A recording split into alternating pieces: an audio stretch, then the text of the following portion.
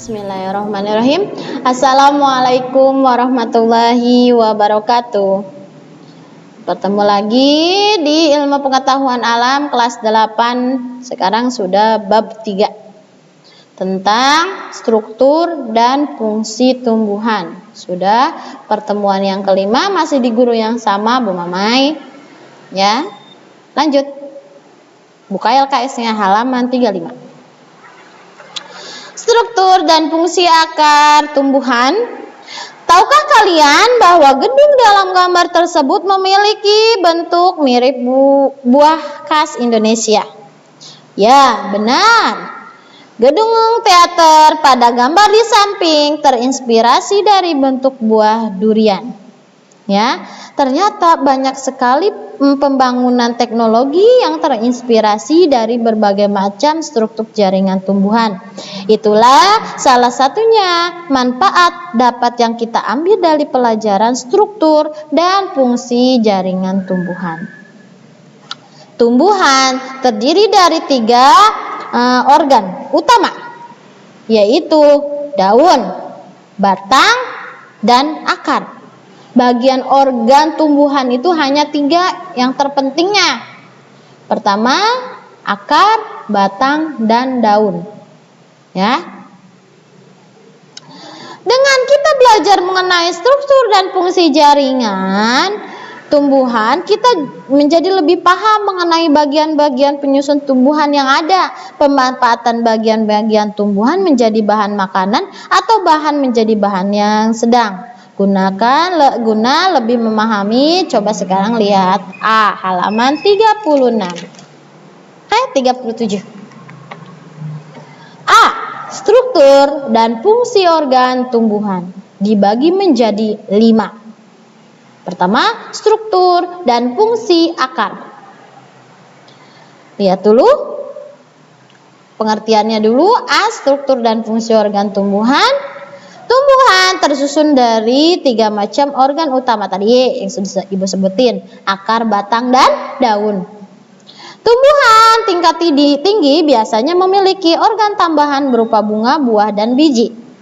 Jaringan-jaringan yang ada pada tumbuhan akar saling berkumpul dan membentuk satu kesatuan yang disebut dengan organ.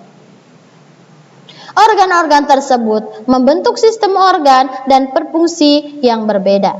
Organ tumbuhan dibedakan menjadi 2 jenis. Ada organ vegetatif dan organ generatif.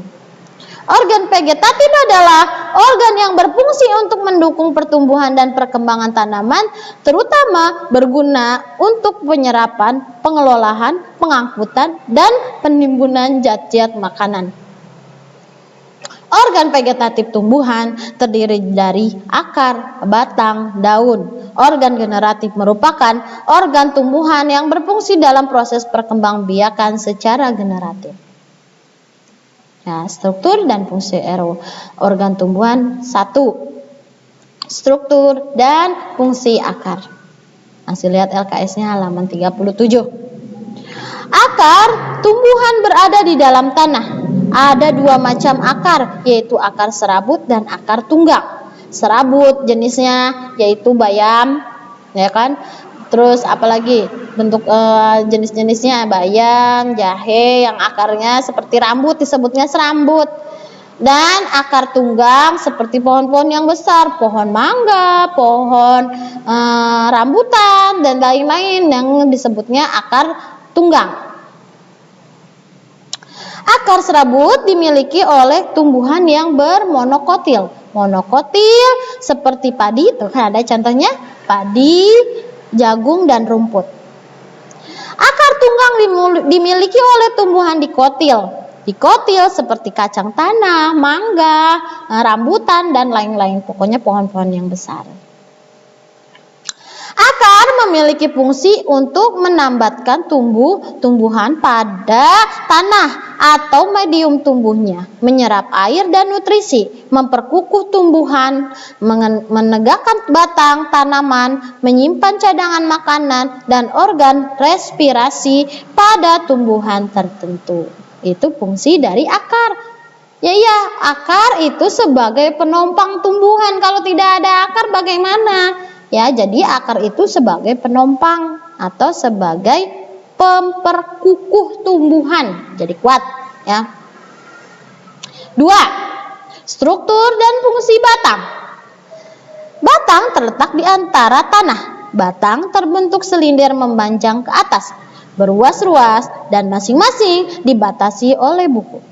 Pada bagian buku inilah melekat daun dan tunas. Batang berfungsi sebagai penyokong tumbuh-tumbuhan, sarana transportasi atau pengangkut zat makanan dari akar ke daun, atau hasil pengolahan makanan dari daun ke seluruh bagian tubuh tumbuhan, menyimpan cadangan makanan pada beberapa jenis tumbuhan tertentu. Alat perkembangbiakan vegetatif pada beberapa jenis tumbuhan tertentu, dan tempat melekatnya daun, cabang, dan bunga, serta membantu proses respirasi melalui lentisel.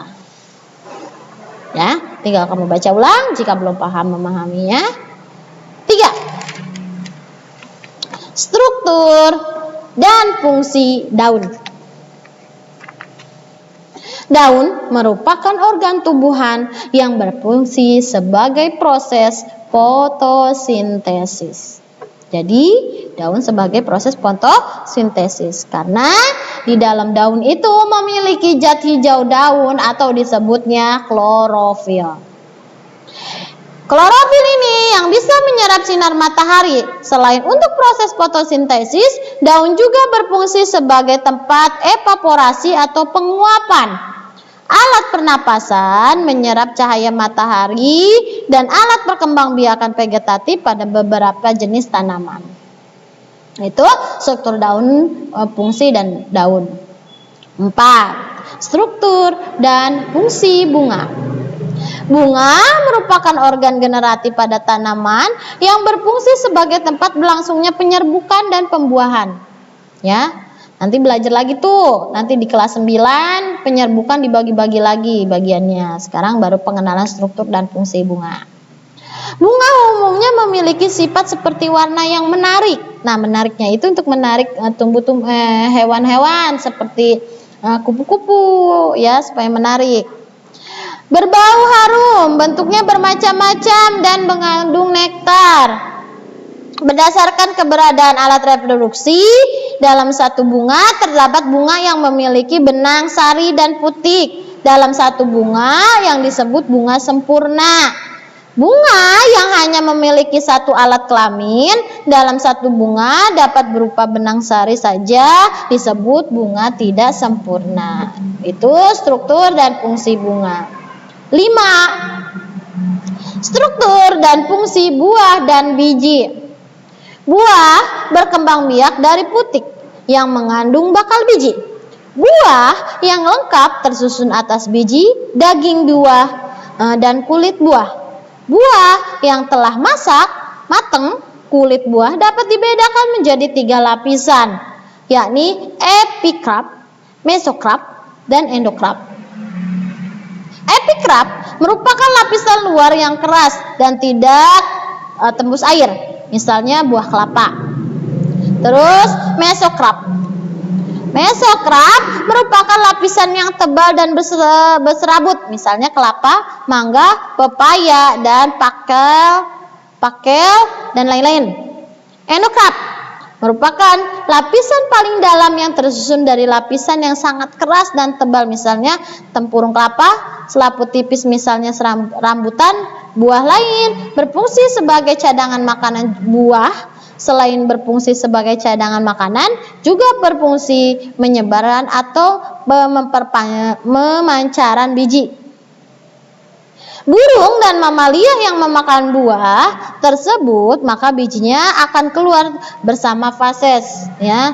Jika biji yang keluar bersama kotoran tersebut jatuh ke tempat yang sesuai, maka biji akan tumbuh dan berkembang menjadi individu baru. Itu adalah struktur, fungsi organ tumbuhan. Pokoknya organ tumbuhan yang utama itu akar, batang, dan daun. Yang sempurna memiliki bunga dan buah dan biji.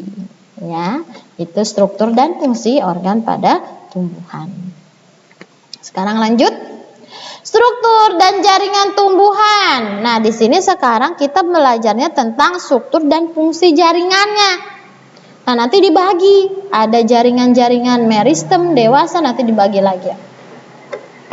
Jaringan, lihat halaman 39. Jaringan merupakan sekumpulan sel-sel dan struktur yang sama membentuk suatu kesatuan yang memiliki fungsi tertentu. Berdasarkan aktivitas pembelahan sel, penyusun jaringan selama masa pertumbuhan dan perkembangan, jaringan tumbuhan dikelompokkan menjadi dua bagian. Jaringan meristem, jaringan embrional, jaringan permanen disebutnya jaringan dewasa.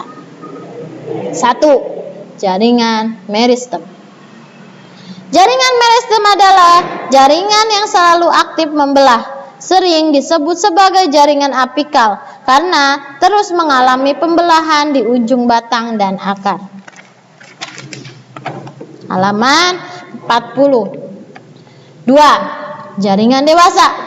Nah, jaringan dewasa ini dibagi. Ada jaringan epidermis, jaringan parenkim, jaringan kolenkim, jaringan sklerenkim, jaringan pengangkut, dan jaringan gabus. Jaringan dewasa adalah jaringan yang telah mengalami diferensiasi berdasarkan bentuk dan fungsinya. Jaringan dewasa tersusun pertama ada jaringan epidermis. Jaringan epidermis merupakan jaringan yang berfungsi untuk meliputi jaringan di dalamnya dan sebagai tempat pertukaran zat. Pada perkembangannya, epidermis dapat berubah fungsi menjadi stomata, trikoma, sel kipas, sel gabus, dan litokis.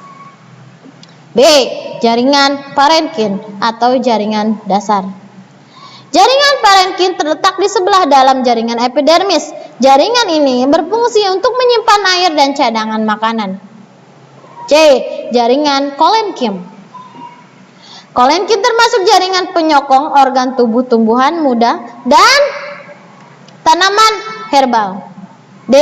Jaringan sklerenkim. Jaringan sklerenkim berfungsi sebagai jaringan penguat tubuh yang terdiri atas sel mati. Jaringan ini memiliki dinding yang sangat kuat, tebal, dan mengandung lignin. Sklerenkim dibagi menjadi dua macam berdasarkan bentuknya, yaitu serabut dan sklerenkim atau sel batu. E. Jaringan pengangkut, xilem dan phloem. Ya kan? Terdapat dua macam jaringan pengangkut, xilem dan phloem. Phloem berfungsi untuk mengangkut zat makanan hasil fotosintesis dari daun ke seluruh tubuh, sedangkan xilem berfungsi untuk mengangkut air dan mineral dari akar ke daun dan bagian tubuh lainnya. Terakhir, jaringan gabus. Jaringan gabus ini memiliki fungsi untuk melindungi jaringan lain yang terdapat di bawahnya supaya tidak terlalu banyak kehilangan air. Itu jaringan dewasa, ya, dibagi menjadi 6. Jaringan epidermis, jaringan parenkim, kolenkim, sklerenkim, pengangkut, dan gabus. 3. Struktur dan fungsi jaringan pada akar. Struktur dan fungsi jaringan pada akar ada 4. Epidermis, korteks, endodermis, stele atau silinder pusat. Bagian yang pertama ada epidermis, tersusun atas dinding sel yang tipis dan memiliki susunan yang rapat, adanya rongga antar sel. Korteks merupakan bagian tumbuhan yang terletak di bawah epidermis dan jaringan silinder pusat. Endodermis mempunyai dinding sel yang tebal dan terdapat zat gabur berfungsi mengatur masuk dan keluarnya bahan makanan menuju dari akar. Stele atau silinder pusat terdiri dari parisikel dan jaringan pengangkut, xilem dan phloem. 4. Struktur dan fungsi jaringan pada batang. Sama seperti akar, batang pun memiliki epidermis, korteks, endodermis, silinder pusat atau stele, semuanya sama ada. Yang kelima, struktur dan fungsi jaringan pada daun. Secara morfologi halaman 41 ya. Daun lengkap terdiri dari tangkai daun, pelepah, dan helai daun. Secara anatomi, struktur jaringan menyusun daun dapat dibedakan menjadi sebagai berikut. Ada epidermis, pasti setiap akar, batang, dan daun itu memiliki epidermis, ya. Epidermis merupakan jaringan lapisan terluar yang menutup permukaan dan bawah daun. Epidermis biasanya dilapisi oleh kutikula untuk mencegah penguapan air yang terlalu besar. Nah, jaringan ini berfungsi melindungi jaringan daun di bawahnya. Mesofil, jaringan dasar terletak di antara epidermis atas dan bawah. Mesofil terdiri atas jaringan pelisade dan jaringan bunga karang, jaringan spon. Kedua jaringan ini banyak mengandung kloroflas yang berperan sebagai tempat proses fotosintesis. C. Kolenkim, jaringan penguat yang terletak di tulang daun dan antara jaring parenkim di daun. Fungsinya untuk menguatkan daun dari angin atau faktor lain.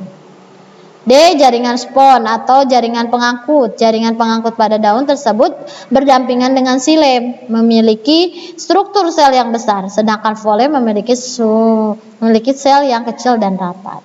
Nah, semuanya tinggal kamu baca kembali, semoga bermanfaat dan semoga kamu pahami, rajin lagi baca, banyak media yang bisa kamu cari, ya. Lebih giat lagi belajar di rumahnya, tetap semangat belajar di rumahnya.